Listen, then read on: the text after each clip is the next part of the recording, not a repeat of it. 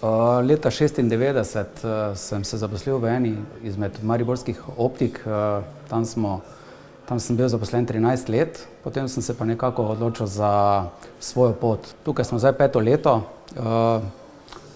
Lokal smo nekako tudi odkupili v tem letu, tako da mislim, da bomo tukaj ostali, če bo le nam uspelo, glede na vso konkurenco, ki je prisotna v Mariboru, ampak se trudimo z kvaliteto, z nekimi novostmi, vedno poudarek delamo na ambulantah, nakupujemo dobre aparature, da so stranke seveda deležne največje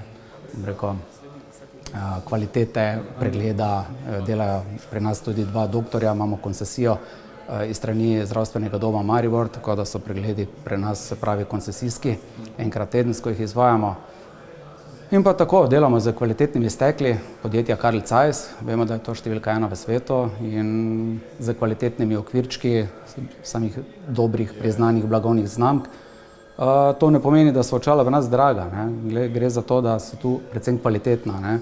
Vedno so neke akcije prisotne od firm, kot je Zeiss, ima neko akcijo, potem tudi določene akcije mi ponujamo strankam, tako da lahko dobijo očala kvalitetna in za zelo dober denar pri nas. Torej ta vmesna pot, kvaliteto ponuditi po neki ugodni, normalni ceni. To je zelo težko danes, ker konkurenca, kot sem omenil, je zelo, zelo velika v našem Mariboru oziroma tudi v Sloveniji, bom rekel. In se tu trudimo, vmes prihajajo neki optiki, se odpirajo, se zapirajo. Mi pa moramo vseeno nekako preživeti ta obdobja, ko ti nekdo pride nov, pa potem to obdobje. Zato se trudimo, ampak ljudje me že poznajo, toliko let sem že v optiki, da nekako vejo, zaupajo in to je to.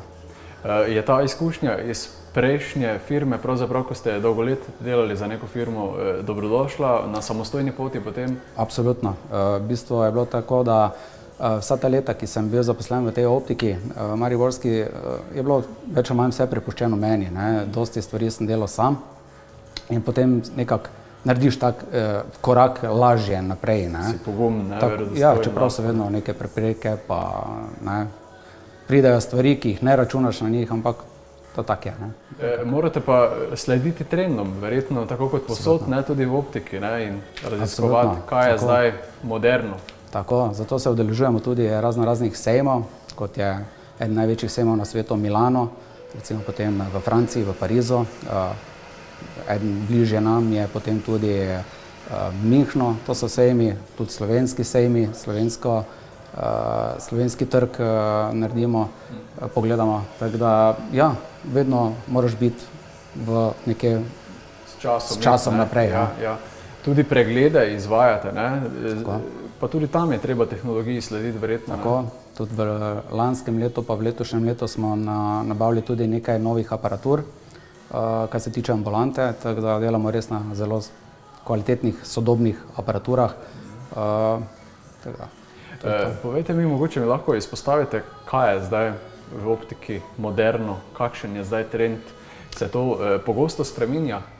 Ne tako pogosto, pri sončnih sončna so vsako leto nekaj novega, pri korekciji pa nekaj let kar ostajajo, določene oblike, barve.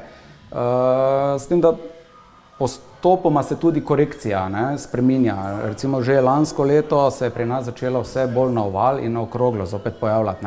V letošnjem letu je to že zelo, zelo močno prisotno.